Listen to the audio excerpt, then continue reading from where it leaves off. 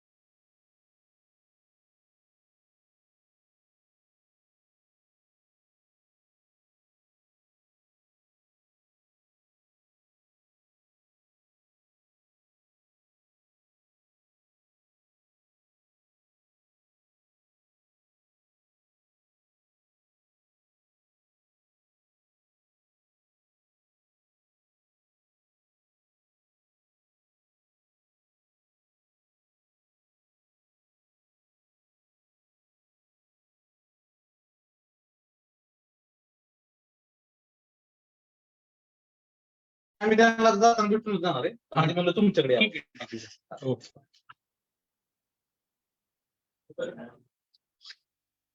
धन्यवाद sir. Okay sir, हाँ okay. Welcome. अह, नमस्कार। Shall we start? Yes sir, नमस्कार। हाँ, आज के नमस्कार। एक्वाटॉक सत्र में मैं अंकिता पाटिल जल जीविका परिवार की ओर से आज के प्रमुख वक्ता और सभी दर्शकों का स्वागत करती हूँ। जल जीविका संस्था एक सामाजिक संगठन है जो ग्रामीण भारत में जल आधारित आजीविका, अन्न और पोषण सुरक्षा सुरक्षित करने के लिए प्रतिबद्ध है। जल जीविका संस्था का उद्देश्य जल संसाधनों की उत्पादक क्षमता को बढ़ाकर रोजगार के अवसर बढ़ाना और गरीबी को कम करना ये है।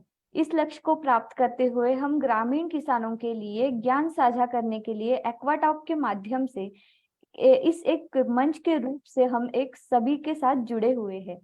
तो आज के एक्वाटॉक सत्र में हम किसान क्रेडिट कार्ड योजना इस विषय पर चर्चा करेंगे। आज के सत्र के प्रमुख वक्ता, उनका परिचय देते हुए मुझे बहुत खुशी हो रही है। Hello sir.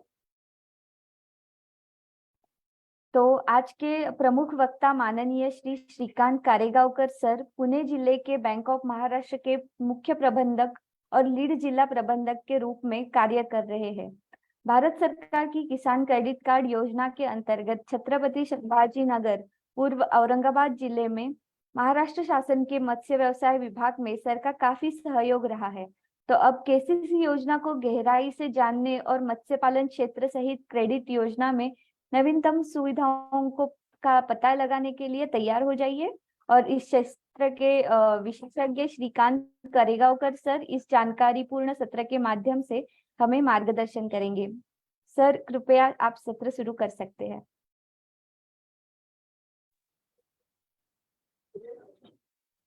सभी को मेरा नमस्कार। क्या मैं जान सकता हूँ ऑनलाइन कितने लोग उपस्थित हैं? सर मैं समीर परवेज।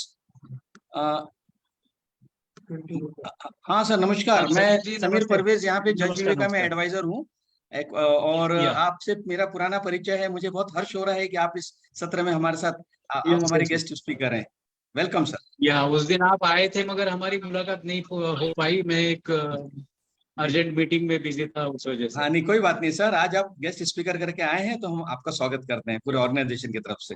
यस यस धन्यवाद। अभी सर 20 लोग जुड़े हैं हमारे साथ और भी जुड़ रहे हैं। ठीक है, मैं थोड़ा प्रोफाइल के बारे में इनकी जानकारी चाहूंगा। इन 20 लोगों में से फार्मर कितने हैं और नॉन फार्मर कितने हैं, those who are engaged in fishing activities? Vidarbha team, Bihar team, कृपया बताइए कितने फार्मर जुड़े हैं? कोई एक बताइए। कोई एक रिप्रेजेंटेटिव। ये जानकारी की आवश्यकता इसलिए है कि जो हमारा डिस्कशन है वो ज्यादा कारगर हो और आवश्यक इनपुट आप सबको मिले।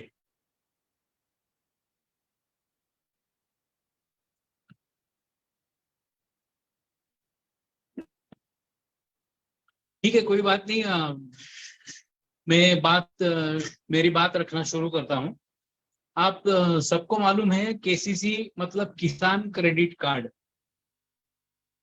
जैसे कोई व्यवसाय करने के लिए बैंकों के तरफ से कैश क्रेडिट मिलता है, जिसे हम नगद ऋण कहते हैं, जिसकी अवधि 1 साल की होती है। 1 साल के लिए बैंक एक पत मर्यादा निश्चित कर देता है और उसके आधार पर, बिजनेस के आधार पर, उसकी आवश्यकता अनुरूप वो पत मर्यादा जो है वो हर साल उसका नूतनीकरण होता है। आवश्यकता के अनुसार उसमें वृद्धि भी की जाती है। 1998 में गवर्नमेंट ने पीक फसल के लिए जो ऋण दिया जाता था उसे किसान क्रेडिट कार्ड योजना का नाम दिया और इस योजना के अंतर्गत काफी सारे बदलाव और नए चीजों का एडिशन उसने किया। जो फार्मिंग करते हैं, फार्मर्स है, जिनकी खेती है, फसल उगाते हैं, उन्हें जो फसल वो साल भर बोते हैं उसके आधार पर पत मर्यादा का निश्चितीकरण किया। उसके साथ फार्मर के पास जो बाकी चीजें होती है कि जैसे गाय होती है, भैंस होती है या बैल होते हैं खेती करने के लिए, इनकी भी वर्किंग कैपिटल रिक्वायरमेंट आवश्यकता होती है, क्योंकि इन्हें संभालने के लिए भी जो खर्चा आता है वो खर्चा कवर करने के लिए भी उस योजना में प्रावधान किया गया। उसके साथ जो फार्मर्स ट्रैक्टर है जिनके पास है या बाकी इम्प्लीमेंट्स, फार्म इम्प्लीमेंट्स जो जिसे हम कहते हैं, वो उनके पास है, इन सभी चीजों के लिए, इनके रखरखाव के लिए या इनके जो नियमित खर्चे होते हैं वो खर्चे करने के लिए जो आवश्यकता है उसे भी इस केसीसी में, केसीसी की जो पत मर्यादा है उसमें जोड़ दिया गया। जब अभी मोदी सरकार ने चार्ज लिया तब 2016-17 में इस बात की चर्चा बड़ी जोर शोर से चल रही थी कि फार्मर जो है उनका उत्पन्न जो है वो बढ़ाया जाए। तो फार्मर्स का जो उत्पन्न है उस तरह से बढ़ाया जा सकता है या उन्हें प्राप्त होने वाला हर साल का जो आमदनी है उनकी, वो आमदनी में बढ़ोतरी किस प्रकार से की जा सकती है, इसके बारे में जब चर्चा सामने आई, गवर्नमेंट ने कुछ चीजों के तरफ ध्यान दिया। एग्रीकल्चर अलाइड एक्टिविटीज जो है, यानी खेती से संबंधित या खेती के साथ फार्मर जो चीजें करते हैं कि जैसे डेयरी का बिजनेस करते हैं या गोट संभालते हैं या कहीं पिगरी का काम भी होता है या कहीं पोल्ट्री का काम भी होता है, फार्मर्स भी ये काम करते हैं और उसके साथ कोई इंडिविजुअल जो है वो भी ये काम करते हैं। तो दोनों भी प्रकार में काम करने वाले जो है, जो फार्मर नहीं है मगर इन कार्यों में व्यस्त है, ऐसे लोगों की एक उनका व्यवसाय ठीक से चलाने के लिए या उसमें ठीक से बढ़ोतरी करने के लिए उन्हें वर्किंग कैपिटल की रिक्वायरमेंट होती है और उसकी आपूर्ति किस प्रकार से की जाए, इसके बारे में जब गवर्नमेंट ने सोचा तो केसीसी की जो योजना गवर्नमेंट ने लगाई थी, इस योजना में गवर्नमेंट ने काफी बहुत सारे बदलाव किए। तो एनिमल हस्बेंड्री की जो ये 4 सेक्टर मैंने बताए, इसके साथ फिशरी का एक सेक्टर गवर्नमेंट ने इसके साथ जोड़ दिया, जिसमें फार्मर्स जिनके पास समझो खेती के लिए पानी का संवर्धन करने के लिए उन्होंने खेत का एक छोटा सा तालाब बनाया है या उनके पास बावड़ी है या और कोई पानी की व्यवस्था है या उसे पानी की स्टोरेज की कुछ व्यवस्था उन्होंने की है। इन व्यवस्थाओं का उपयोग मत्स्य बीज या फिश फार्मिंग के लिए भी किया जा सकता है। यह एक विचार सामने आया कि जैसे समझो किसी फार्मर ने एक 100 बाय 100 फीट का एक फिश टैंक फार्म टैंक बनाया है, जिसमें वो पानी रखता है। अब वो उसमें जो पानी रखता है वो जैसे खेती को उनकी आवश्यकता होती है उस तरह से उस पानी का उपयोग किया जाता है, उस जल का उपयोग किया जाता है। उसके साथ उस जल में यदि फिश फार्मिंग की जाए, कुछ मच्छी बीज उसमें रखे, तो साल में 20-25 हजार रुपए एक एडिशनल इनकम का सोर्स एक फार्मर के लिए खड़ा हो सकता है। इस तरह से एक विचार सामने आया। उसके बाद छोटे से तालाब है, नदी है, और या माइनर इरिगेशन के टैंक्स है, या बड़े जल स्रोत है जिसमें नित्य रूप से गवर्नमेंट फिश का रखरखाव करता है। मिक्स बीज उसमें हर साल गवर्नमेंट की तरफ से छोड़ा जाता है। तो ये इनकी फार्मिंग के लिए भी गवर्नमेंट की तरफ से इनके ठेके दिए जाते हैं, या लोगों को वहां फिशिंग की परमिशन दी जाती है, जिसके माध्यम से काफी सारे लोगों की रोजी रोटी चलती है। तो इन लोगों के लिए भी वर्किंग कैपिटल की रिक्वायरमेंट निश्चित रूप से होती है। जैसे एक छोटा सा फिशरमैन है जो फिशिंग का काम करता है, उसकी रिक्वायरमेंट क्या होगी? एक छोटा सा लकड़ी का बोट लगेगा उसे, जिसकी मार्केट में आज की कीमत 20 या 25 हजार रुपए तक हो सकती है। उसके बाद उसे 5 से 10 केजी नेट लगेगा।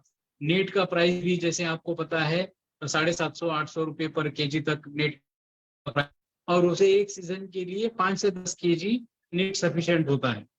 तो 25 और ये 8,000 रुपए समझो नेट के, तो एक 33,000 तक उसकी रिक्वायरमेंट हर साल होती है। क्योंकि ये जो चीजें हैं उनका लाइफ जो है वो ज्यादा से ज्यादा 1 साल का लाइफ ही होता है। हर साल उसे उसमें इन्वेस्टमेंट करनी जरूरी पड़ती है। तो इन चीजों को भी केसीसी के अंदर समाविष्ट किया गया, जिसका उपयोग, जैसे आपको पता है कि केसीसी के अंदर गवर्नमेंट इंटरेस्ट सबवेंशन का बेनिफिट फार्मर्स को देती है।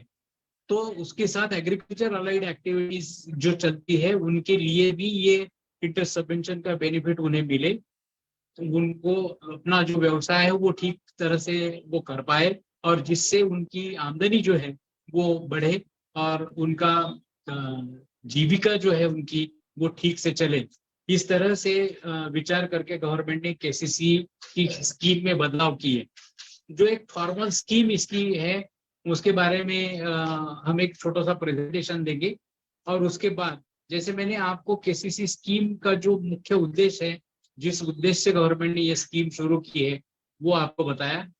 पीपीटी के माध्यम से मेरे सहकारी प्रमोद सूर्यवंशी आपको जो एक्चुअल स्कीम है वो थोड़ी आपको समझाएंगे।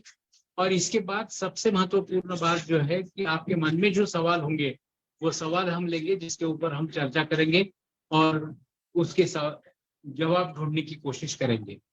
तो इतना शुरू का प्रेजेंटेशन करके मैं आप सभी को धन्यवाद देता हूं।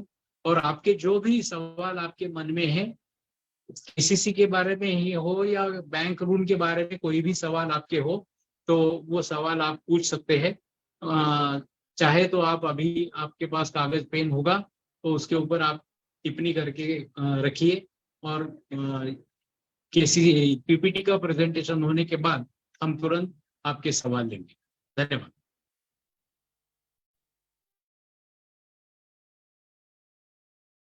धन्यवाद सर।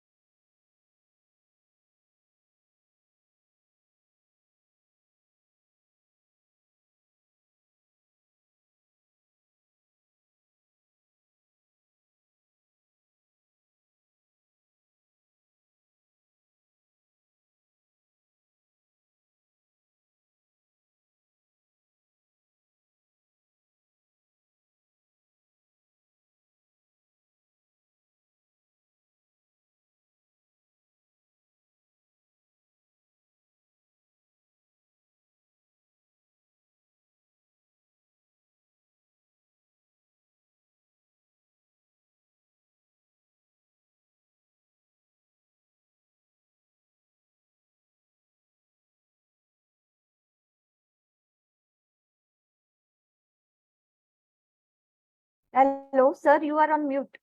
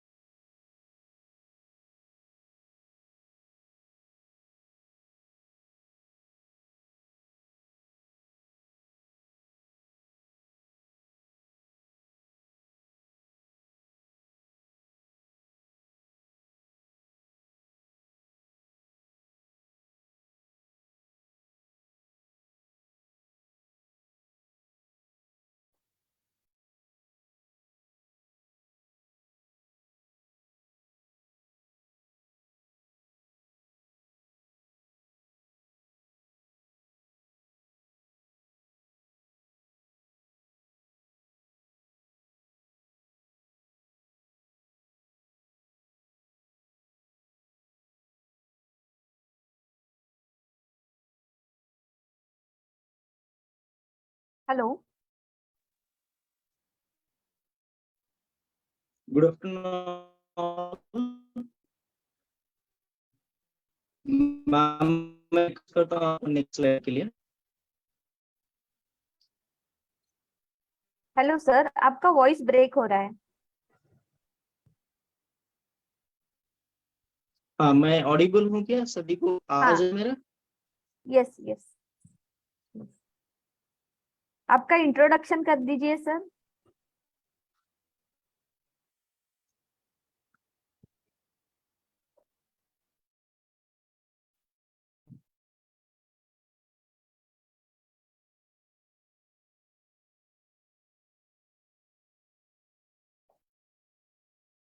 लगता है कनेक्शन में प्रॉब्लम है, थोड़े टाइम के लिए वेट कर लेते हैं।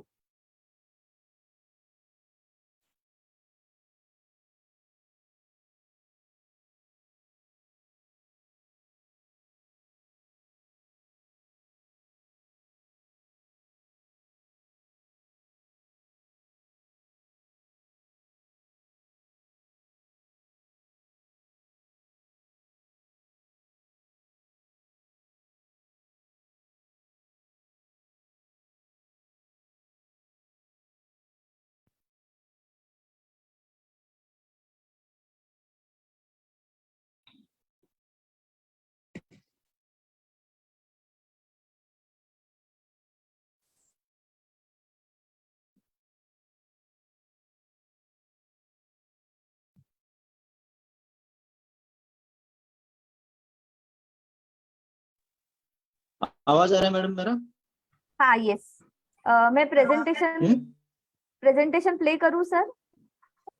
यस यस, शुरू कीजिए मैडम। यस, आपका परिचय से शुरू कर दीजिए सर प्लीज। ठीक है, मेरा नाम प्रमोद सूर्यवंशी है और मैं जून में मुझे एलडीएम ऑफिस पुणे यहाँ पे पोस्टिंग दिया गया है। प्रीवियसली मैं 5 साल अलग अलग डिस्ट्रिक्ट में अलग अलग रूरल एरियाज में as a bank of Maharashtra में ब्रांच हेड के तौर पे मैंने अपनी ड्यूटी निभाई है और दिस ईयर मुझे जून में यहाँ पे पोस्टिंग दिया गया है। तो हम लोग फर्स्ट स्लाइड, जैसे कि आपको सर ने ब्रीफली बताया केसीसी क्या है, किसान क्रेडिट कार्ड और इसके अंडर में कौन से सेक्टर्स को लोन दिया जाता है, ये कहाँ से शुरू हुआ है, गवर्नमेंट ऑफ इंडिया का इस पे क्या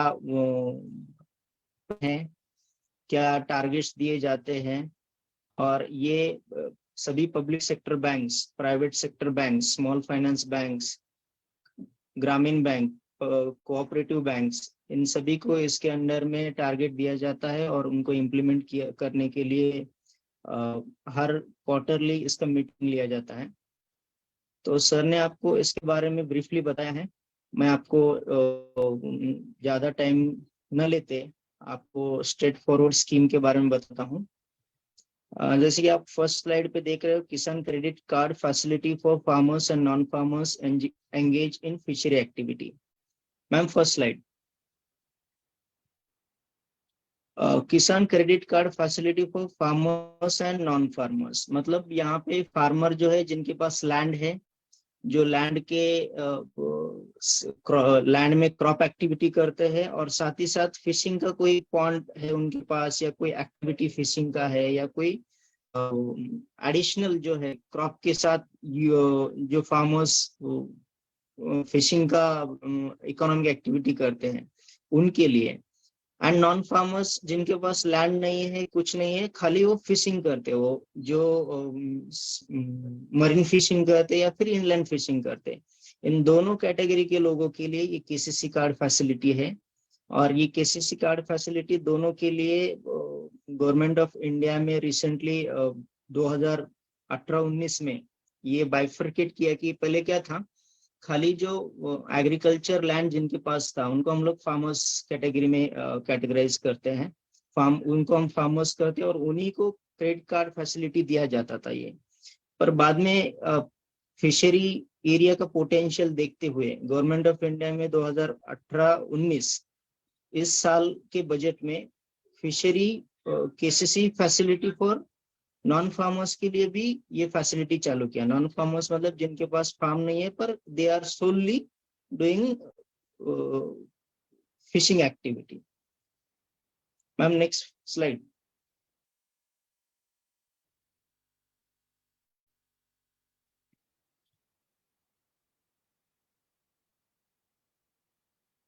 अभी केसीसी जो है एक प्रकार का लोन है, आपको ये लोन बैंक के थ्रू दिया जाएगा फिशिंग एक्टिविटी के लिए। तो बैंक के थ्रू जब आपको ये लोन दिया जाएगा तो नॉर्मली क्या है, बैंक्स जो है बाकी सारे लोन्स जैसे कि ऑटो लोन, हाउसिंग लोन, इतर जो लोन्स रहते हैं वो रेट ऑफ इंटरेस्ट उनका हाई रहता है, 10% एंड अबाउ रहता है। एज दिस स्कीम, जो स्कीम है ये फिशिंग के लिए, फार्मर्स के लिए है, तो इसका रेट ऑफ इंटरेस्ट जो है वो 7% रहता है। 7% जो रेट ऑफ इंटरेस्ट से ये लोन आपको मिलता है। दूसरा चीज है कि फिशिंग के इस लोन में 7% में आप अगर ये रेगुलर पे करते हो लोन तो आपको उसमें 1.5% 1.5% फिर से आपको उसमें जो है इंटरेस्ट सबवेंशन मिलता है। मतलब आप इंटरेस्ट पे कर चुके हैं 7% से और विद इन पीरियड में आपने ये लोन पे किया है तो आपको 1.5% वापस मिलेगा। और अगर आपने कंटिन्यूली ये करते हो तो 3% फिर से आपको वापस मिल जाएगा। ये मैं आपको ब्रीफली नेक्स्ट स्लाइड के बाद बताऊंगा। Ma'am next slide.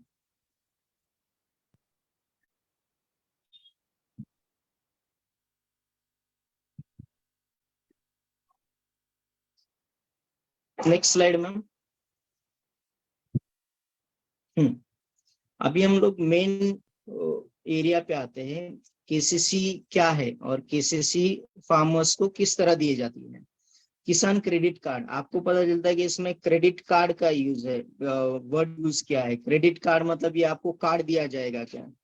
तो बेसिकली एक्चुअली ये मेन जो फोकस है आपको कार्ड ही दिया जाता है। पर बहुत सारे लोग जो है जो पढ़े लिखे नहीं रहते हैं तो उनको ये लोन इजी तरह मिलने के लिए ये आपको कार्ड की तरह नहीं दिया जाता है। ये आपको एक लोन अकाउंट क्रिएट किया जाता है बैंक में और उसके थ्रू आपके सेविंग अकाउंट में जमा किया जाता है। तो केसीसी किसान क्रेडिट कार्ड, इसमें कार्ड जो है बेसिकली ये आइडिया गवर्नमेंट ऑफ इंडिया का था कि हर एक फार्मर्स को या नॉन फार्मर्स जो फिशिंग एक्टिविटी कर रहा है उसको एक कार्ड दिया जाएगा। जैसे हम लोगों के पास क्रेडिट कार्ड रहते हैं तो उस क्रेडिट कार्ड का एक लिमिट रहता है कि आपको 50,000 का लिमिट है, 1 लाख का लिमिट है, तो 1 लाख में आप स्पेंड कर सकते हो। तो वैसा ही ये क्रेडिट कार्ड देने का प्रायोजन जो था गवर्नमेंट ऑफ इंडिया ने किया था। पर हम लोगों के बीच में बहुत सारे लोग रहते हैं जिनको कार्ड का यूज करने नहीं आता है, वो इलिटरेट होते हैं। तो उनके लिए बैंक्स क्या करती है, उनको कार्ड नहीं देती है, उनको एक अकाउंट देती है जिसका लिमिट ठहराया जाता है। 1 लाख लिमिट है या 50 लाख, 1.5 लाख या 2 लाख, तो उस लिमिट बना के एक अकाउंट क्रिएट किया जाता है और उस अकाउंट से आपके सेविंग अकाउंट में पैसे दिए जाते हैं आपको यूज करने के लिए। तो ये केसीसी का बेसिक कंसेप्ट है। अभी ये रहेगा टाइप ऑफ फैसिलिटी, मतलब आपको ये लोन किस तरह दिया जाएगा। ये लोन रहेगा आपको एक वर्किंग कैपिटल, मतलब आपको 1 साल के अंदर आपकी फिशिंग एक्टिविटी में जो जो चीजों के लिए आपको पैसा लगता है, जैसे आपको फर्टिलाइजर्स के लिए लगता है, कोई नेट लेने के लिए लगता है, या फिर आप सी फिशिंग कर रहे हो तो आपको कुछ सर्विसिंग, आपके वेसल्स बोट को सर्विसिंग करने के लिए लगता है, या फिर आपको सी फिशिंग कर रहे हो तो आपको वहाँ पे फ्यूल का खर्चा लगता है आपकी बोट चलाने के लिए, या फिर ट्रांसपोर्ट का खर्चा लगता है। जैसे आप फिशिंग करके आप फिश लाते हो किनारे पे और वहां से ट्रांसपोर्ट करके आपको मार्केट में लेके जाना पड़ता है, तो वो ट्रांसपोर्टेशन, फ्यूल का खर्चा या सर्विसिंग का खर्चा या नेट जो है आपकी फटी हुई है और उसको आपको सिलवाना है, ये सब जो मेंटेनेंस के लिए रहता है। 1 साल में आपको जो भी मेंटेनेंस का जो खर्चा लगेगा वो शायद जो है वो लोन की राशि के तौर पे आपको दिया जाता है। अभी 1 साल में जो आपको खर्चा लग रहा है ये आपको एक लोन की तरफ दिया जाता है और आपको 1 साल में जितना आपने खर्चा उससे किया है उस लोन अकाउंट से, वो आपको फिर से उसी लोन अकाउंट में 1 साल खत्म होने के बाद आपको वो पैसे वापस करने पड़ते हैं। तो आपको पैसे दिए गए हैं और फिर आपको 1 साल में फिर से वो पैसे भरना है, तो आपको बैंक क्या करेगा, उसमें ब्याज लगाएगा, आपको इंटरेस्ट लगाएगा। वो जो इंटरेस्ट रहता है, आपको इंटरेस्ट प्लस 1 साल में जितना आपने पैसा यूज किया, ये दोनों मिलके आपको बैंक को 1 साल के अंदर में रिपे करने का। तो ये रहता है वर्किंग कैपिटल का कंसेप्ट। अभी 2 टाइप के लोन होते हैं बैंक्स में। एक होता है टर्म लोन, जिसमें आपको किस्तों में भरना पड़ता है, हर महीने आपको एक ईएमआई दिया जाता है और वो ईएमआई की तरह हर महीने आपको ईएमआई पे करना पड़ता है। तो जैसे जैसे आप ईएमआई पे करते जाते हो, आपकी मूल जो राशि रहती है, आपने जो लोन लिया रहता है, वो कम होते जाता है हर महीने। और वर्किंग कैपिटल जो आपको केसीसी में मिलता है, वो ईएमआई के तौर पे नहीं रहता है। वो एक ही बार आपको 1 साल के अंदर में एक ही बार आपको पूरा पैसा बैच के साथ आपको जमा करना पड़ेगा। फिर आपको बैंक जो है उसको अगली 1 साल ये रिन्यू करेगा, अगली 1 साल को वो एक्सटेंड करेगा और अगली 1 साल के लिए एक्सटेंड करके फिर से आपको उतना पैसा दिया जाएगा। तो ये है वर्किंग कैपिटल का कंसेप्ट। अभी इसमें कौन से लोग एलिजिबल है, जैसे कि मैंने स्लाइड के स्टार्टिंग में ही बताया, फार्मर्स, नॉन फार्मर्स, मतलब जो खेती किसान है और जो किसान नहीं है। किसान कौन है, जिनके पास जमीन है और एडिशनली वो फिशिंग का काम कर रहे हैं। और नॉन फार्मर्स जिनके पास जमीन वगैरह कुछ नहीं है, पर वो सोनली फिशिंग करते हैं, इनलैंड फिशिंग एंड सी का फिशिंग करते हैं। तो इन दोनों कैटेगरी के लोगों के लिए ये स्कीम एलिजिबल है। अब इसमें जब फार्मर्स में हम लोग जाते हैं तो कई तरह के फार्मर्स होते हैं, जैसे कि एक इंडिविजुअल फार्मर्स रहता है, जो अकेला फिशिंग करता है। ग्रुप्स रहते हैं, जैसे कि 2-4 लोग मिलके एक पार्टनरशिप में कि चलो हम लोग फिशिंग करते हैं और जो मिलेगा हम लोग बांट के लेते हैं, वैसे लोग रहते हैं। या फिर जो महिला बचत गट रहती है, वो भी बहुत बार फिशिंग करती है, जो कि 10-12 महिलाओं का ग्रुप रहता है और उस ग्रुप में वो पैसे जमा करके हर महीने एक फंड तैयार करते हैं और फंड से वो कुछ खरीदते हैं फिशिंग एक्टिविटी के लिए और फिर वो एक्टिविटी चालू करते हैं। तो ये सभी लोग जो 2 कैटेगरी में बांटे गए हैं, किसान और जो किसान नहीं है, ये सभी लोग इस लोन के लिए एलिजिबल रहते हैं। अभी एलिजिबल है तो अभी कौन सी फिशिंग के लिए एलिजिबल है, इसमें है 2 कैटेगरी की फिशिंग जो है इनलैंड फिशिंग रहती है और एक रहेगा मरीन फिशरी। इनलैंड फिशरी में जैसा रहता है कि आपकी कोई वाटर बॉडी है जो कोई टैंक में करता है, कोई तालाब में करता है या कोई नदी में करता है, तो that is called inland fishing. Inland fishing में आप इसके लिए एलिजिबल हो। दूसरा है मरीन फिशिंग, जो सी पे, जो अपने समुद्र में जाके फिशिंग करते हैं, वो लोगों के लिए भी ये एलिजिबल है। अभी तीसरी चीज है स्केल ऑफ फाइनेंस, मतलब आपको लोन कितना दिया जाएगा। अभी सबसे पहले हम लोग डिस्कस किए लोन क्या है, जो कि 1 साल में आपको पैसे वापस करना है और 1 साल फिर से एक्सटेंड करके लेना है, फिर वो दूसरे साल आपको पैसे भरना है और एक्सटेंड करके लेना है बैच के साथ। तो ये सबसे पहला है कि लोन क्या है, किस चीज के लिए आपको मिलता है, वो हमने बताया कि कौन से लोगों को मिलता है। फार्मर्स मतलब किसान, जो किसान नहीं है, और फिर उसके बाद उसके अंदर जो व्यक्ति जो फिशिंग करते हैं, ग्रुप में करते हैं या बचत गट्स करते हैं, पार्टनरशिप में करते हैं, वो लोगों को। अभी तीसरा चीज है कि हम लोग कितना फाइनेंस करते हैं, बैंक कितना लोन देगी आपको। अभी कोई बैंक में आप गए और आपने कहा कि मुझे फिशिंग के लिए मैं फिशिंग एक्टिविटी करता हूँ, ये मेरा डेली का बिजनेस है और मुझे लोन चाहिए, तो एक बैंक क्या बोलेगा कि मैं इतना दूंगा, दूसरा बैंक बोलेगा कि आपके पास ये है, ये नहीं है, मैं इतना दूंगा। तो ये यूनिफॉर्मिटी के लिए आपको कितना लोन मिलेगा, ये जो है हर एक जिला लेवल पे कमेटी रहती है, उसको डीएलटीसी बोलते हैं। और वो डीएलटीसी जो कमेटी रहती है, वो हर साल के लिए, जैसे ही साल शुरू होता है, वो वो जो कमेटी है आपको कितना लोन किसके अंडर में देना है वो डिसाइड करती है। और फिर जब वो कमेटी डिसाइड करती है, उस जिले के अंदर जितने बैंक्स आते हैं वो बैंक उसी कमेटी के बेसिस पे वो फाइनेंस करती है हर एक इंडिविजुअल को। तो ये जो है कितना लोन मिलेगा ये कमेटी डिसाइड करती है हर साल, और वो साल की शुरुआत में। तो सपोज आपको वो कमेटी ने डिसाइड किया कि इतना इतना एरिया फिशिंग का आपके पास है, तो आपको इतना इतना वर्किंग कैपिटल मिलेगा। और सपोज आपके पास इतना है तो इतना मिलेगा। तो उसके बेसिस पे वो डिसाइड करती है स्केल ऑफ फाइनेंस, मतलब आपको कितना लोन मिलेगा। अभी जब लोन कितना मिलेगा इसमें क्या क्या कंसीडर करती है वो कमेटी, तो इसमें बहुत सारी चीजें वो कमेटी कंसीडर करती है कि एक फिशरमैन को क्या क्या लगता है उसको फिशिंग करने के लिए।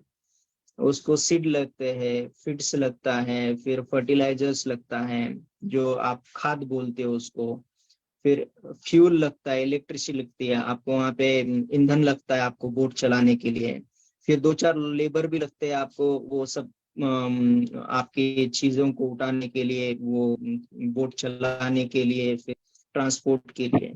इस सभी चीजों के लिए जो अमाउंट लगता है वो सब कंसीडर करके ये कमेटी डिसाइड करती कि इस साल फिशिंग के लिए कितने एरिया के लिए कितना लोन मिलेगा वो डिसाइड करती है। और हर साल वो जो रेट है वो बढ़ते जाता है। हर साल साल के शुरुआत में वो अलग नया डिसाइड करती है। तो कमेटी के अंडर में वो होता है। Ma'am next slide.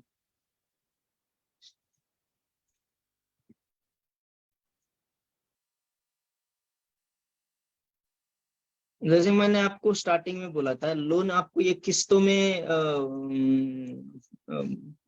रिपे नहीं करना है। आपको जो लोन फेडना है वो आपको वन टाइम में 1 साल में आपको अप्रैल में आपको लोन दिया गया, सपोज 1 लाख का लोन दे दिया।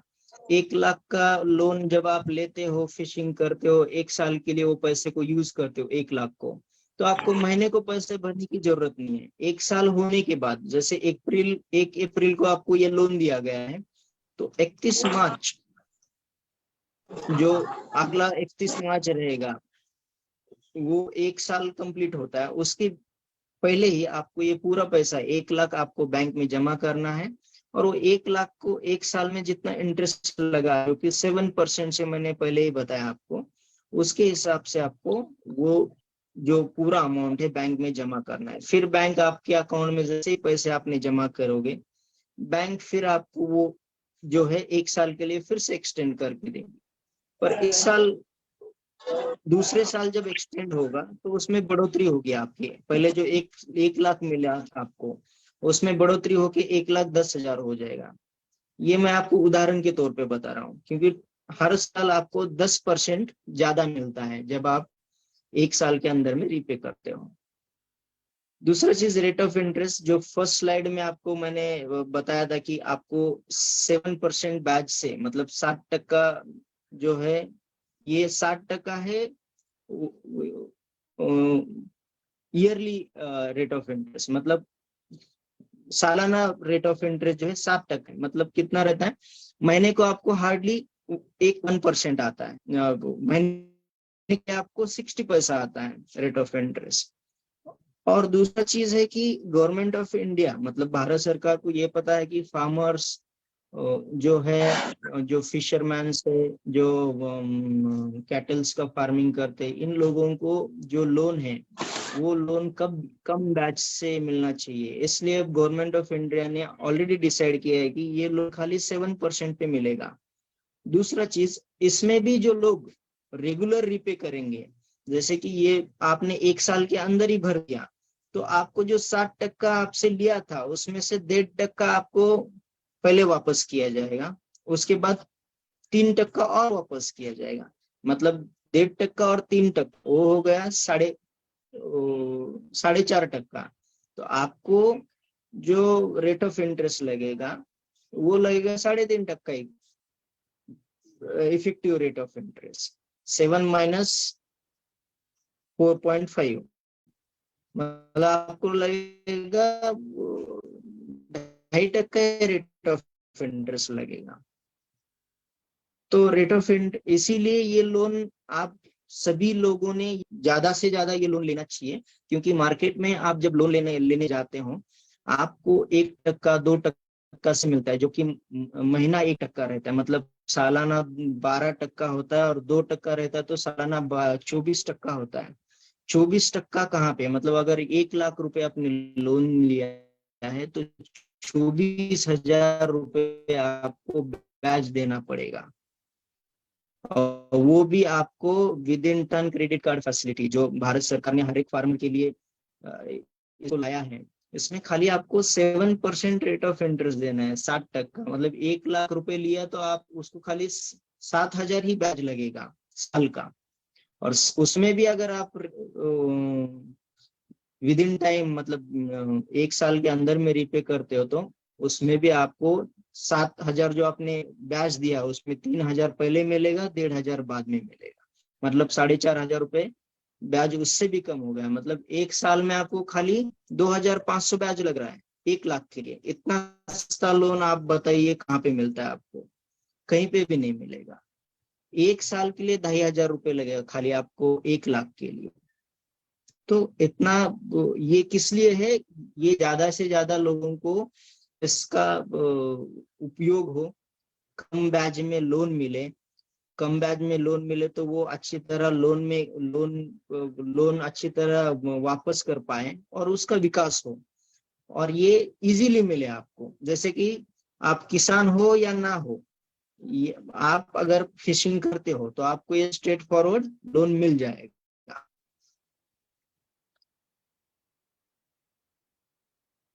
अब जब लोन लेते हो कोई भी बैंक से, तो बैंक आपको बोलता है कुछ तारण उनके पास रखो, कुछ कोलैटरल रखो, मतलब कुछ गिरवी रखो।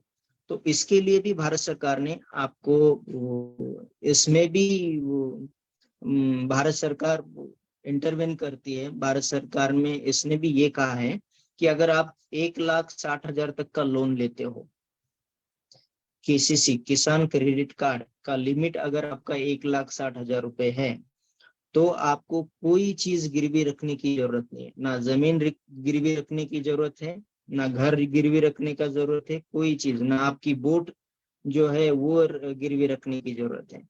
आप अगर 1,60,000 का लोन लेते हो, आपको कोई गारंटर की जरूरत नहीं है, कोई जमानतदार की जरूरत नहीं है। आप स्ट्रेट फॉरवर्ड 1,60,000 का लोन आप ले सकते हो, और उसके लिए आपको कोई किसी चीज की गारंटी या किसी चीज का गिरवी रखना जरूरत नहीं है। 1,60,000 के ऊपर अगर आपका हो जाता है तो आपके पास जो जमीन रहेगा, या फिर आपको जो कोई दूसरे व्यक्ति की आपकी जमानत के लिए दूसरी व्यक्ति लगेगी, गारंटी के लिए आपको एक व्यक्ति देना पड़ेगा, या फिर आपकी जो जमीन रहेगी उसके ऊपर वो डिक्लेरेशन करके वो चार्ज चढ़ाएंगे, मतलब उसके ऊपर जो है बोझा चढ़ाएंगे। मैम तीसरा स्लाइड, चौथा स्लाइड, सॉरी।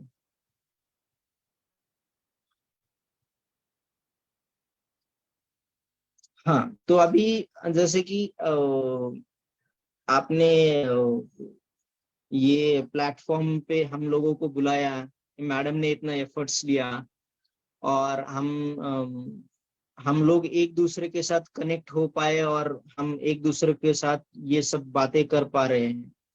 तो ये सभी चीजें इसलिए किए जा रहे हैं कि ये ज्यादा से ज्यादा आप तक पहुंचे, ज्यादा से ज्यादा आपको इसका फायदा हो, और आप ये सब चीजें जानकर बैंक में जाके इस सुविधा का आप उपयोग ले, इसलिए ये सब चीजें किए जा रही हैं।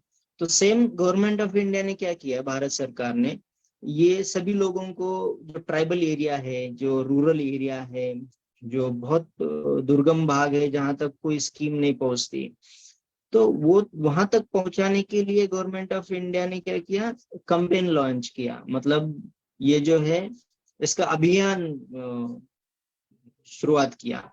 तो पहले 2021 से 22 में अभियान किया, और फिर हर एक साल ये लोग इसको अभियान को चलाते रहे।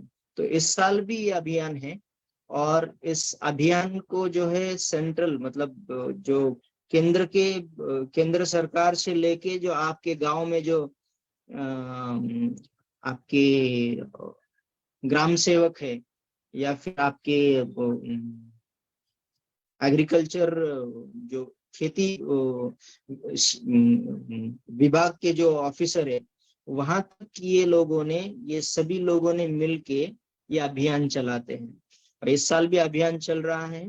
ये अभियान में क्या होता है कि हर वीकली मतलब हर फ्राइडे को हर एक स्टेट में, हर एक जिला में ये लोग साथ में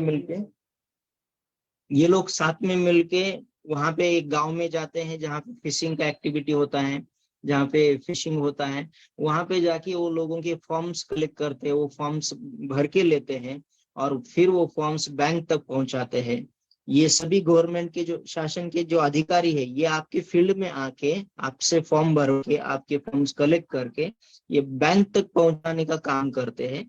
क्योंकि हम लोगों को पता है कि हम लोग बहुत अगर रूरल एरिया, बहुत ग्रामीण, वहाँ बैंक अवेलेबल नहीं रहता है, फिर लोगों को उतना जानकारी नहीं रहता है, फिर उनको पढ़ना लिखना नहीं आता है, तो उनका सब जो है कंप्लीट करके जो लोन का एप्लीकेशन रहने दो, उनकी क्वेरीज जो रहने दो, डॉक्यूमेंट रहने दो, वो सब कलेक्ट करके बैंक तक पहुंचाने का काम ये लोग करके ये अभियान के अंडर में ज्यादा से ज्यादा लोगों को इसका फायदा हो, ये ट्राई करते हैं। तो मैंने मेरे साइड से मेरा जितना मुझे लगा कि आप लोगों तक पहुंचाना चाहिए, मैंने आप लोगों को बताया है। तो मैडम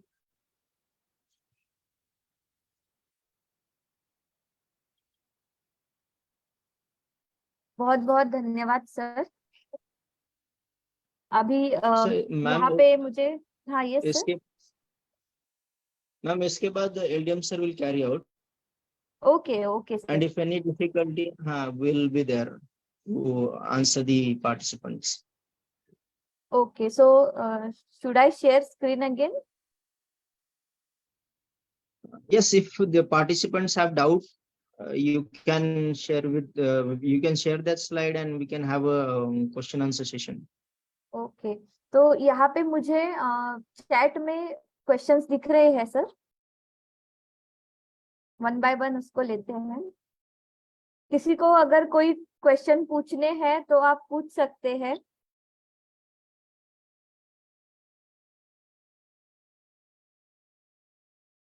एलडीएम सर थोड़ी देर में आपके यहाँ अवेलेबल हो जाएंगे आपके क्वेश्चंस को आंसर करने के लिए। किसी के मन में कोई सवाल है इस क्रेडिट कार्ड स्कीम को लेके तो आप पूछ सकते हैं।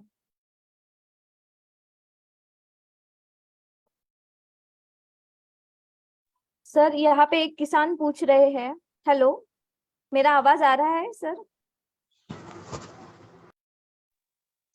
या बोलिए। यदि कोई किसान लीज पर 3 साल के लिए तालाब लेता है तो क्या वो भी केसीसी के लिए एप्लीकेबल हो सकता है क्या?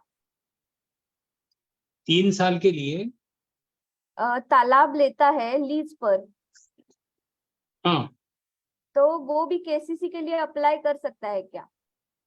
हाँ कर सकेगा ना, कोई इशू नहीं। क्योंकि जैसे मैंने कहा कि केसीसी की फैसिलिटी है, ये कैश क्रेडिट फैसिलिटी है विच इज रिन्यूएबल एंड तो उनको 3 साल के लिए मिलेगा। तीसरा साल जब खत्म होगा तब यदि उनको एक्सटेंशन मिला तो उसका रिन्यूअल किया जा सकता है, नहीं मिला तो ही विल हैव टू पे back the entire amount.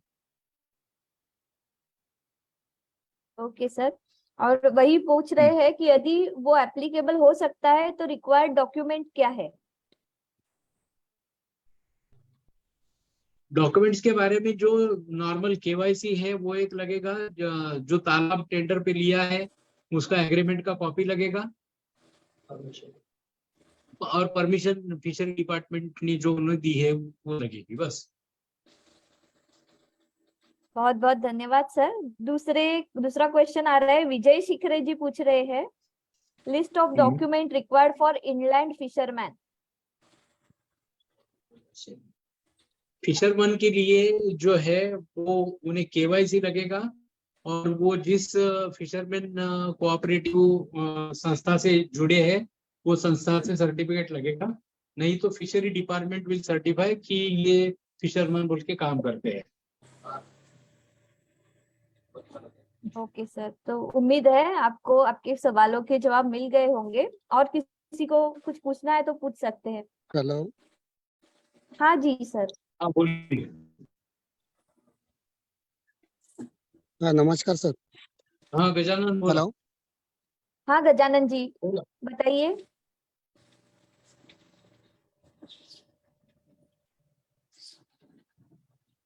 Hello Gajanan ji, हम सुन रहे हैं आपको, बताइए, बोलिए। वो लोन तो नहीं दे रहे, बोल रहे कि हमको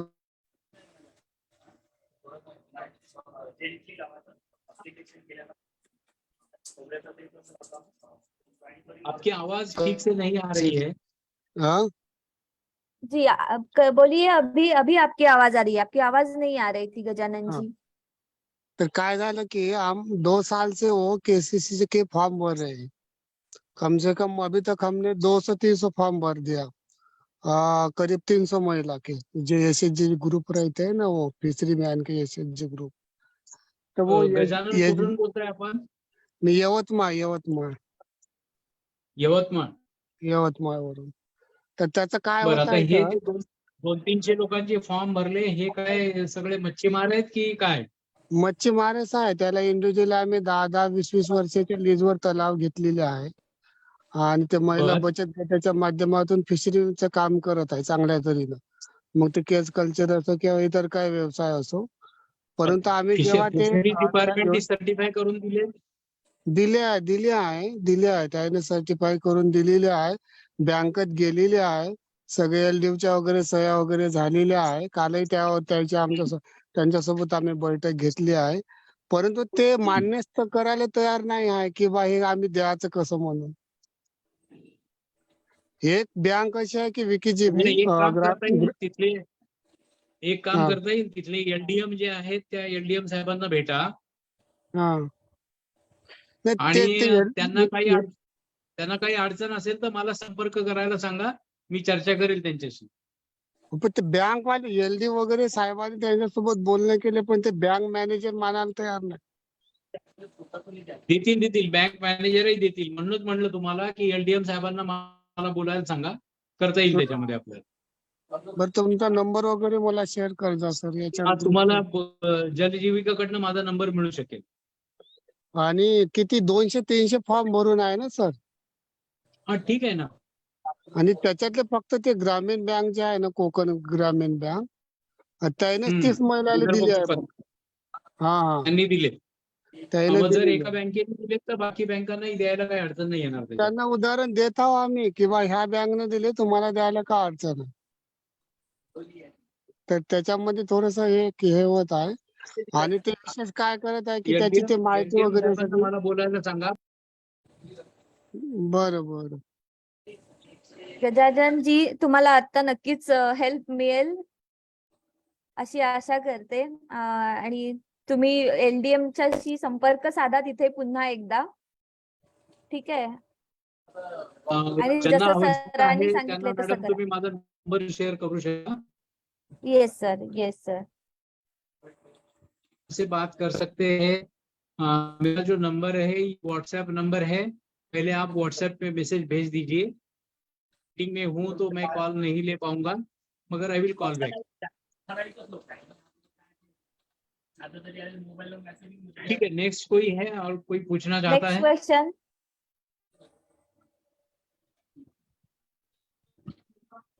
हाँ ओके सर, इथे क्वेश्चन आलाय।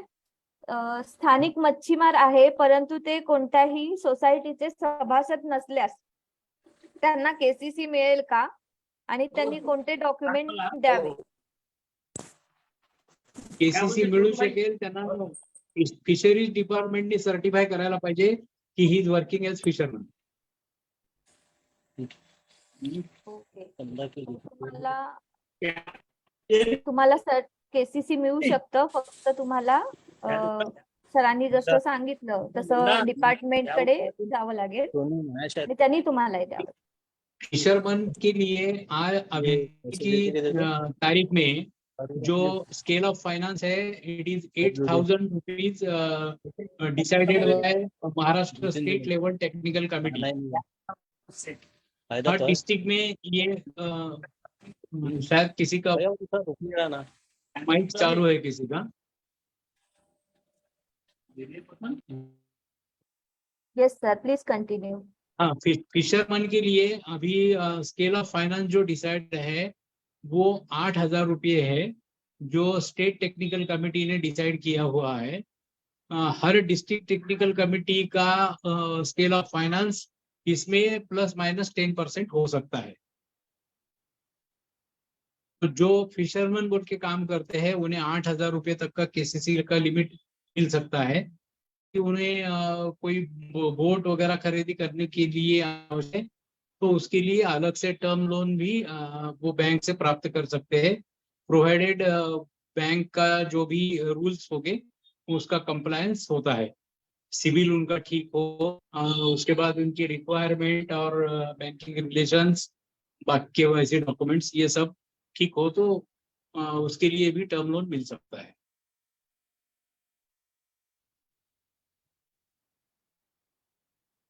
किसी और को कुछ सवाल है? हॅलो. हाँ, येस. सर माझा प्रश्न असा होता, माझं नाव सुहेल रामटेके आहे. सर माझा असा प्रश्न होता, सर हे जे कितीचं लोन जे आहे ते 2 लाख पर्यंत आहे, 2 लाखाच्या वरती समजा 10 लाखाच्या वरती पण आपण घेऊ शकतो का? ते केसीसी मध्ये इन्क्लूड राहणार का? केसीसी मध्ये इंटरेस्ट सबवेन्शनचा जो बेनिफिट आहे तो जसा आता तुम्हाला मध्ये साहेबांनी सांगितलं त्या लिमिट पर्यंतच इंटरेस्ट सबवेन्शनचा बेनिफिट मिळू शकेल. त्याच्यापेक्षा जास्तीची जर रिक्वायरमेंट बँकेने असेस केली तर त्याप्रमाणे तुम्हाला रिक्वायरमेंट प्रमाणे जास्तीची लिमिट मिळू शकते, पण त्या केसमध्ये इंटरेस्ट सबवेन्शनचा बेनिफिट मिळणार. ओके. म्हणजे ते सर मग लोन दुसऱ्या याच्यामध्ये कॅल्क्युलेट केलं जाणार, पीएमए जीपीएमपी मध्ये कॅल्क्युलेट केलं जाणार की केसीसी मध्ये कॅल्क्युलेट केलं जाणार, कशामध्ये कॅल्क्युलेट केलं जाणार? ते याच्या फिशरीचं कॅश क्रेडिट म्हणूनच कॅल्क्युलेट होईल. ओके. सर थोडा मला थोडक्यामध्ये सांगू शकता का तुम्ही की मला 10 लाखाच्या वरती समजा लोन घ्यायचं असेल तर मला काय कुठलं म्हणजे मी फायदा घेऊ शकतो त्या फिशरी सेक्टरमध्ये? कर्जाच्या बाबतीमध्ये एक गोष्ट आपल्याला लक्षात ठेवायला पाहिजे. सभी की जानकारी के लिए मैं थोड़ा हिंदी में ही बात करूंगा.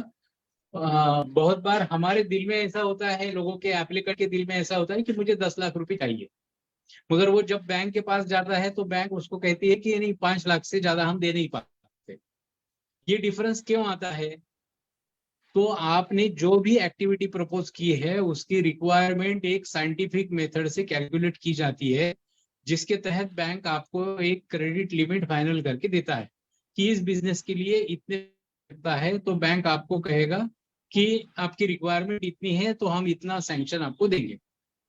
आप एप्लीकेशन भले 10 लाख के लिए करेंगे, मगर बैंक की रिक्वायरमेंट के हिसाब से यदि आपको 5 लाख रुपए का ही कैलकुलेशन निकल आता है तो आपको 5 लाख ही सैंक्शन होगा, उससे ज्यादा सैंक्शन नहीं हो पाए. तो सर उसके लिए जो 10 लाख की आप बात करें 5 lakh as per requirement of the business. Sir मैं ये बोल रहा था जैसे कि फिशरीज के लिए गवर्नमेंट ने स्पेशल एक क्राइटेरिया निकाला है, तो समझ लो अगर वो एलिजिबल है 10 लाख के लोन के लिए, उनके पास प्रोजेक्ट है 10 लाख का या फिर 20 लाख का, जो समथिंग एक्स अमाउंट से एलिजिबल है, यदि उसको 10 लाख के ऊपर में उनको लोन चाहिए, 10 लाख के ऊपर यदि वो लोन चाहते हैं तो वो सर फिशरीज में क्या उनके पास क्या सपोर्ट रहेगा, क्या बैंक का या फिर क्या कोई जो बात आपको कह रहा हूँ वो समझ आप, मैं एक थोड़ा छोटा एग्जांपल देके आपको एक बात बताता हूँ. जी सर. कि जैसे आपने एक मीटर कपड़ा लाया है और आप कह रहे हैं कि मुझे 1 मीटर में शर्ट सिला के चाहिए. राइट. अब 1 मीटर में शर्ट कब सिला पाएंगे आप? कि आपके बॉडी के मेजरमेंट के हिसाब से यदि कपड़े की रिक्वायरमेंट 1 मीटर निकलती है तो ही 1 मीटर में कपड़ा आपका शर्ट बनेगा. आपके बॉडी के मेजरमेंट के हिसाब से यदि रिक्वायरमेंट 1.5 मीटर की लगती है तो 1.5 मीटर का ही कपड़ा लगेगा. बैंक जो सैंक्शन देता है it is as per the requirement of the business. आपका जो बिजनेस है वो बिजनेस की क्या रिक्वायरमेंट है वो बैंक एक मेथड से कैलकुलेट करती है और वो क्या आपको बताती है कि आपकी एलिजिबिलिटी इतनी आती है। आप मैं 10 लाख के लिए एलिजिबल हूं तो बाकी टर्म्स कंडीशन के हिसाब से भले ही आप 10 लाख के लिए एलिजिबल होंगे, मगर बिजनेस की रिक्वायरमेंट 10 लाख की नहीं है तो 10 लाख रुपए नहीं मिलेंगे। बिजनेस की रिक्वायरमेंट समझो बैंक के हिसाब से 12 लाख की निकलती है तो बैंक आपको 12 लाख का सैंक्शन देगा। उस समय आप कह सकते हैं कि मुझे 12 लाख की आवश्यकता नहीं है, 2 लाख मेरे पास है, मुझे 10 लाख ही चाहिए, तो आपको बैंक 10 लाख ही देगा। मगर यदि आपने 10 लाख रुपए मांगे हैं और बैंक के कैलकुलेशन के हिसाब से आपके बिजनेस की जो रिक्वायरमेंट है वो समझो 8 लाख रुपए निकलती है, 7 लाख रुपए निकलती है, तो उतना ही सैंक्शन बैंक आपको देगा। आप बात समझ में आई आपके? हो सर, हो कळलंय sir, thank you sir. Yes, okay. Brijesh ji पूछ रहे हैं, sir can you elaborate the criteria of renewal amount of KCC? Renewal के लिए जैसे किसी भी के लिए कैश क्रेडिट होता है जिसे नकद ऋण हम कहते हैं, वो उसका रिक्वायरमेंट क्या होता है कि हर महीने का इंटरेस्ट जो है वो आपको पे करना है। केसीसी के बारे में आपको 6 महीने को आपके अकाउंट में इंटरेस्ट लगता है, वो आपको पे करना है। जो चार्जेस बाकी कुछ यदि बैंक के हैं वो भी पे करने हैं। उतने अमाउंट का पेमेंट करके आप सीसी का रिन्यूअल नेक्स्ट ईयर के लिए करके ले सकते हैं। यदि संभव है तो जो लिमिट है उतनी पूरी राशि भी आप बैंक में डिपॉजिट कर सकते हैं। सबसे एक बढ़िया एडवाइस मैं आप सबको दूंगा कि जिसने भी केसीसी अवेल किया है, आपको समझो आपने हार्वेस्टिंग किया, हार्वेस्टिंग के बाद समय किसी को 1 लाख रुपए का लिमिट है, आपने हार्वेस्टिंग किया, 50,000 रुपये आपको मिल गए, तो आप 50,000 रुपये बैंक सीसी में आपके केसीसी में डिपॉजिट करो, तो केसीसी का बैलेंस ऑटोमेटिक 1 लाख से 50,000 तक आएगा। और जो बैलेंस है वो बैलेंस के ऊपर ही आपको ब्याज लगेगा। अननेसेसरली ज्यादा ब्याज आपको पे नहीं करना पड़ेगा, क्योंकि बैंकों का इंटरेस्ट कैलकुलेशन का जो मेथड होता है वो डेली बेसिस पे होता है।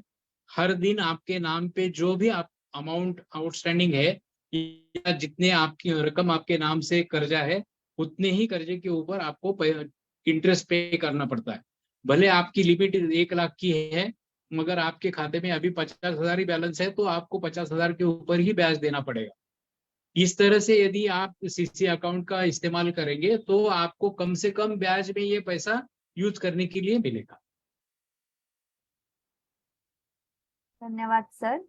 विजय जी पूछ रहे हैं, केसीसी लेते वक्त बैंक के साथ कोई एग्रीमेंट करना पड़ता है क्या? हाँ, जो भी ऋण या पतमर्यादा बैंक आपको मंजूर करती है, उसके बाद जो भी डॉक्यूमेंटेशन बैंक के साथ होता है उसमें एग्रीमेंट का पार्ट होता है। और एग्रीमेंट को अभी महाराष्ट्र में स्टैंप ड्यूटी एग्रीमेंट के लिए 100 रुपये है, तो उसे 100 रुपये का स्टैंप पेपर लगा के आपको एग्रीमेंट करना पड़ता है। जो भी डॉक्यूमेंट्स बैंक आपके साथ आपसे साइन करवा के लेता है उसे गवर्नमेंट का स्टैंप ड्यूटी का जो एक्ट है वो एक्ट के हिसाब से जिस तरह के डॉक्यूमेंट को जो भी स्टैंप ड्यूटी है, जैसे अभी प्रोनोट साइन करना है आपको तो उसे 25 पैसे की स्टैंप ड्यूटी है एज पर स्टैंप एक्ट, मगर 25 पैसे का स्टैंप होता नहीं है, मिनिमम 1 रुपये का रेवेन्यू स्टैंप होता है, तो 1 रुपये का रेवेन्यू स्टैंप लगा के उसके ऊपर आपके सिग्नेचर लिए जाते हैं। रिसीट है 5,000 या उसके ऊपर के अमाउंट की जो रिसीट है उसको स्टैंपिंग करना पड़ता है, उसे 1 रुपये का रेवेन्यू स्टैंप लगा के उसके ऊपर आपका सिग्नेचर लिया जाता है। एग्रीमेंट का एक डॉक्यूमेंट के साथ बैंक का होता है, जो डॉक्यूमेंट आपसे साइन करके लिया जाता है, जिसकी महाराष्ट्र में एग्रीमेंट की स्टैंप ड्यूटी 100 रुपये की है। यदि और उसमें कुछ क्लॉज है तो उसके हिसाब से बैंक आपसे स्टैंप ड्यूटी लेती है। अगला सवाल आ रहा है सर, केसीसी लेने के लिए सिबिल स्कोर होना कितना जरूरी है? केसीसी लेने के लिए सिबिल स्कोर कितना जरूरी है? हाँ, काफी अच्छा सवाल पूछा है। गवर्नमेंट की तरफ से जो भी कर्जे की स्कीम चलती है उसमें 2 स्कीम ऐसी है जिसमें मिनिमम सिबिल स्कोर की रिक्वायरमेंट नहीं रखी है गवर्नमेंट ने। एक केसीसी है, दूसरा पीएम स्वनिधि है। जो अर्बन लोकल बॉडीज है, जहां नगर पालिका है या कॉरपोरेशन है या नगर पंचायत है, ऐसे जगह पे पीएम स्वनिधि नाम की एक स्कीम चलती है, जिसमें पहला कर्जा 10,000 रुपए का मिलता है, वो यदि रीपे किया आपने तो दूसरा कर्जा 20,000 का मिलता है, वो रीपे करने के बाद तीसरा कर्जा 50,000 रुपए का मिलता है, जिसमें आप फिश वेंडर्स जो है वो ये स्कीम में कर्जा ले सकते हैं पीएम स्वनिधि में, जिन्हें पहला कर्जा 10,000 का मिलेगा, दूसरा 20 का मिलेगा, तीसरा 50 का मिल सकता है, और बाद में आपकी बिजनेस के रिक्वायरमेंट के हिसाब से बैंक आपको सैंक्शन करके देगा।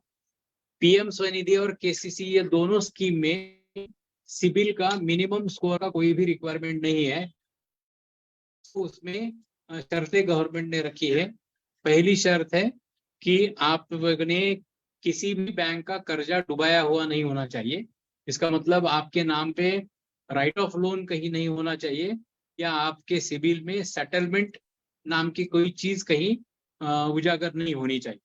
यदि आपके नाम पे कहीं सेटलमेंट दिखता है या रिटर्न ऑफ लोन दिखता है तो आप केसीसी के लिए पात्र नहीं है या पीएम स्वनिधि के लिए पात्र नहीं है। और दूसरी शर्त है कि किसी अन्य बैंक से आपने कर्जा लेके रखा है जहां पर ओवरड्यू यानी उधारी है, जो अमाउंट आपने वो कर्जे में पे करनी है उससे कम आपने रीपेमेंट किया है तो आपके नाम पे ओवरड्यू दिखेगा। यदि सिबिल में आपके नाम से ओवरड्यू दिखता है तो भी आपकी पात्रता नहीं बनती है। सिर्फ 2 शर्तें सिबिल के बारे में ये 2 स्कीम में है, बाकी अन्य सभी कर्ज की स्कीम जो है उसके लिए सिबिल का मिनिमम स्कोर है और वो हर बैंक का लगभग अपना अपना अलग है। पहले reserve bank of India CIBIL का या इन शर्तों का निर्माण करती थी। अभी लगभग सभी बैंकों को ऑटोनॉमी है और जो ऑटोनॉमस बैंक है उन्हें अपनी अपनी पॉलिसी डिसाइड करने का हक गवर्नमेंट ने और आरबीआई ने दिया है। तो हो सकता है कि बैंक ऑफ महाराष्ट्र का मिनिमम रिक्वायरमेंट सिबिल रिक्वायरमेंट 650 का होगा, स्टेट बैंक का 700 का होगा, बैंक ऑफ इंडिया का 750 का होगा। एक एग्जाम्पल के तौर पे मैं आपको ये बता रहा हूँ। हर बैंक का CIBIL minimum CIBIL score requirement जो है वो अलग अलग हो सकता है सभी कर्जों के लिए।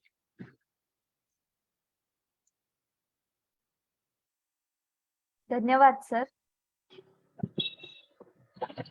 We need to clear out cases loan amount on every March or any time. Avinash ji, काफी आपका अच्छा सवाल आवाज आपने नहीं आ पूछा रहा है। Yes. हाँ यस मैंने सवाल पढ़ लिया। काफी Okay. अच्छा सवाल आपने पूछा है। जैसे मैंने कहा है कि केसीसी नकद ऋण है और वो 1 साल के अंदर आपको उसका रिन्यूअल करना है, तो बिफोर 365 डेज। इसमें सबसे इम्पोर्टेंट बात यह है कि केसीसी में आपको इंटरेस्ट सबवेंशन का बेनिफिट है। इंटरेस्ट सबवेंशन का मतलब जो ब्याज केसीसी को आपको लगेगा उसका उसकी प्रतिपूर्ति गवर्नमेंट करेगा। वो ब्याज की राशि जो है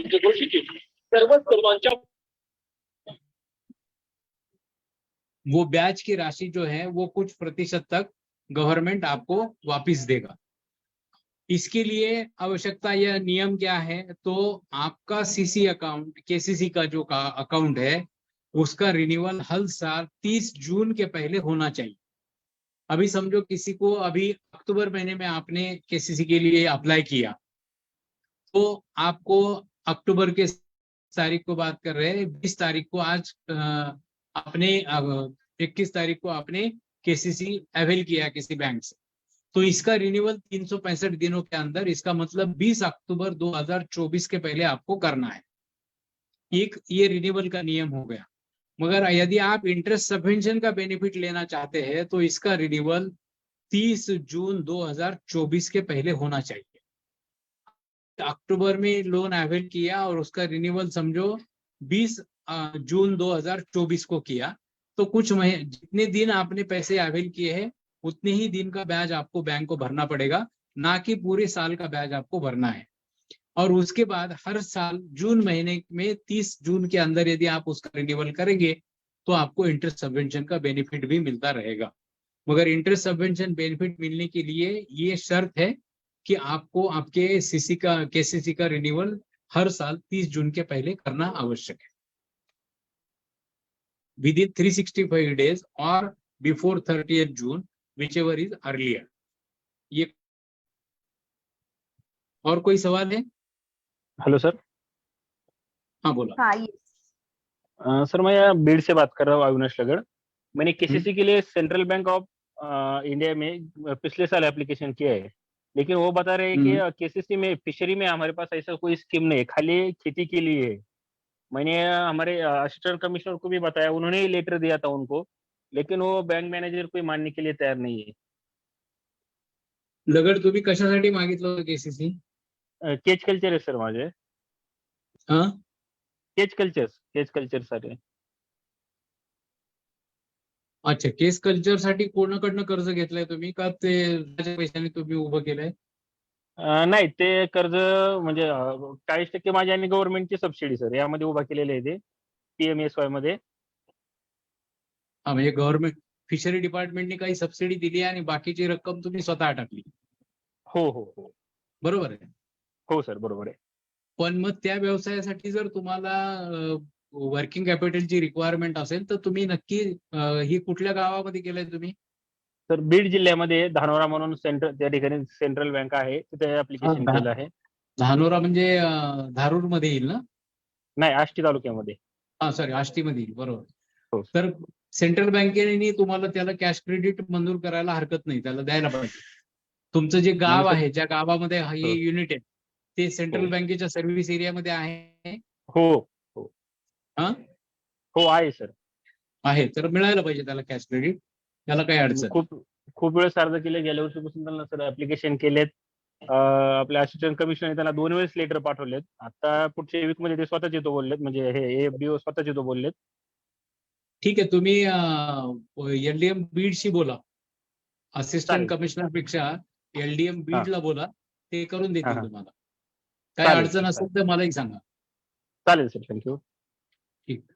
सर, झारखंड के किसान से एक क्वेश्चन आ रहा है कि मेरे पिताजी के नाम पर केसीसी बना हुआ है, क्या मेरे द्वारा किया गया आवेदन मान्य हो पाएगा?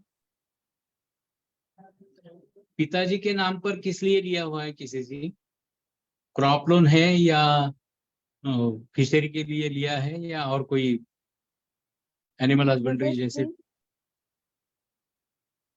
ब्रिजेश जी बताइए, तब तक हम अगला सवाल लेते हैं। केसीसी लोन मिलने के बाद अगर वो लोन अमाउंट यूज नहीं किया तो क्या इंटरेस्ट लगेगा? नहीं लगे।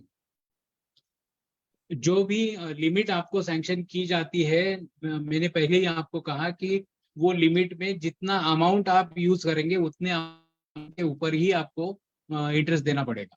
उससे यदि आपने अमाउंट अवेल ही नहीं किया, आपके अकाउंट का बैलेंस थ्रू आउट ईयर 0 है, तो उसे कोई इंटरेस्ट नहीं लगेगा। आकाश जी पूछ रहे हैं, how much interest subvention can we get and from home state और सेंट्रल? इंटरेस्ट सबवेंशन 2 तरह से मिलता है, सेंट्रल गवर्नमेंट की ओर से भी मिलता है और स्टेट गवर्नमेंट भी देता है।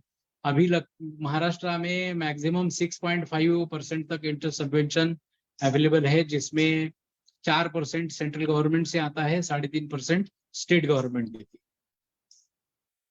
तो हम इस सेशन के लास्ट 2 सवाल लेते हैं सर, काफी टाइम हम आपका ले चुके हैं। यहाँ पे अख्तर जी पूछ रहे हैं, I am a farmer from Jharkhand and if I have been taking the KCC amount for 2 years, how can I increase the KCC loan amount? I am a farmer. Interest subvention के बारे में थोड़ी करेक्शन मैं आपको बताना चाहता हूँ। Maharashtra applicable है, उसमें 4% सेंट्रल गवर्नमेंट की तरफ से आता है, 4.5% सेंट्रल गवर्नमेंट की तरफ से आता है और 1.5% स्टेट गवर्नमेंट तरफ से आता है। दोनों मिलके 6% तक इंटरेस्ट सबवेंशन मिलता है। 3 लाख तक के केसीसी के लिए 7% इंटरेस्ट लगता है, तो जिसमें 6% गवर्नमेंट की तरफ से आपको वापस आता है, तो प्रैक्टिकली 1% ही इंटरेस्ट फार्मर को पे करना पड़ता है। नेक्स्ट मराठीमध्ये गाईडलाईन्स आहेत का आणि फॉर्म मराठी भाषेत उपलब्ध आहेत का? आहेत। प्रत्येक राज्यामध्ये त्या त्या राज्याची जी काही अधिकारिक भाषा आहे त्या मराठी, हिंदी आणि त्या राज्याची जी अधिकृत भाषा आहे ती भाषा, असं तिन्ही भाषेमध्ये उपलब्ध आहे. संबंधित बँकेला केल्यानंतर तुम्हाला तसे करून देतात. और एक सवाल है सर, झारखंड से एक फार्मर है जो कि 2 साल से केसीसी से अमाउंट ले रहा है और अब वो उसका लोन अमाउंट कैसे इंक्रीज कर सकता है ये पूछ रहा है।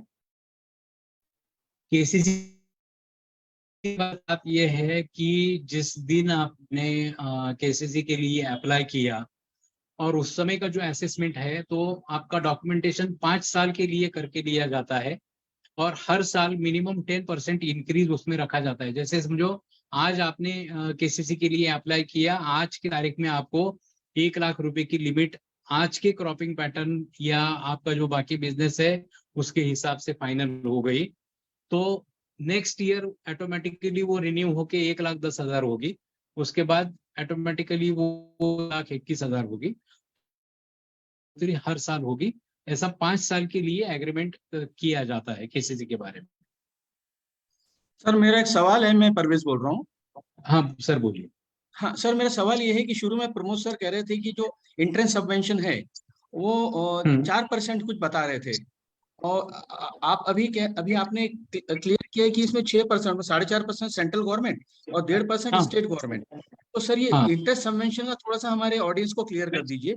हाँ, मैंने वही कहा कि इंटरेस्ट सबवेंशन 2 लेवल पे मिलता है।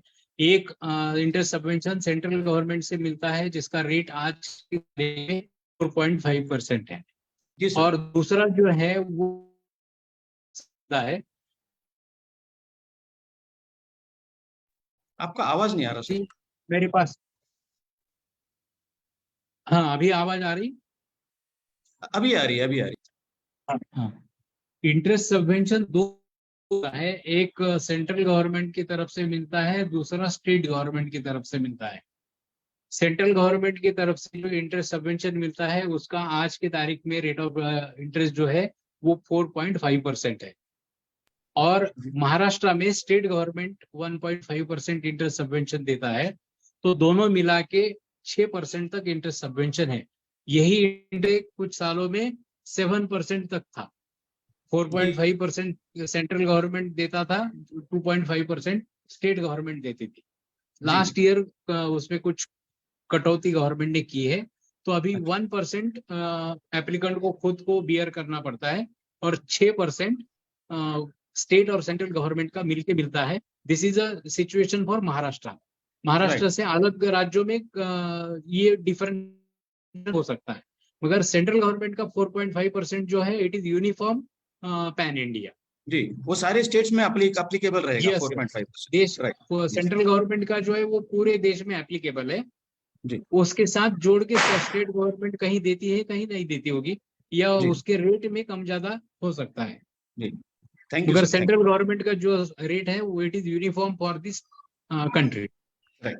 धन्यवाद सर। यस, बहुत बहुत धन्यवाद सर। ये सत्र बहुत ही जानकारी पूर्ण रहा है और मुझे यकीन है कि हमारे किसान इस जानकारी पूर्ण सत्र का बहुत लाभ उठाएंगे और अपनी आजीविका के साधन को मजबूत करेंगे।